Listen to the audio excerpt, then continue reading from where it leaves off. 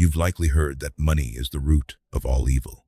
It's a phrase used to justify why so many good people stay stuck in a cycle of lack and struggle. But what if I told you that's a misquote, and it's actually keeping you from your purpose? The Bible doesn't say money is the problem. It says the love of money is. In fact, God often uses resources to fuel the very miracles we pray for. If you're feeling guilty for wanting a better life, you have to ask, is it your bank account that's empty? Or is God just preparing a bigger vessel? Consider the widow in the second book of Kings. She wasn't just grieving her husband. She was drowning in debt. The creditors were at the door, ready to take her children as slaves. All she had was a single jar of oil.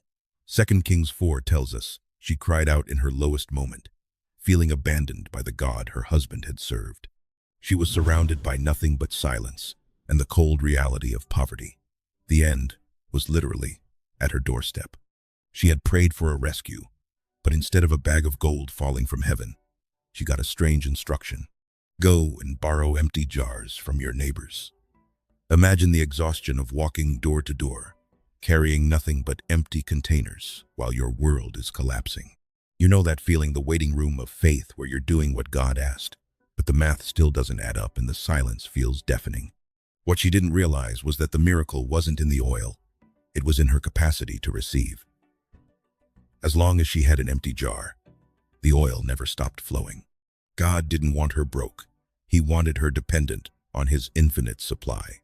Deuteronomy chapter 8 verse 18 reminds us that it is he who gives us the power to gain wealth, to confirm his covenant. The struggle wasn't meant to break her. It was meant to clear space for a provision that would save her entire legacy. Your current lack isn't a sign of God's disapproval, but an invitation to expand your expectation of what he can do through you. Trust that his timing is refining your heart so that when the blessing comes, it won't own you, you will own it for his glory. Take heart, because the one who multiplied the oil is the same one watching over your finances today.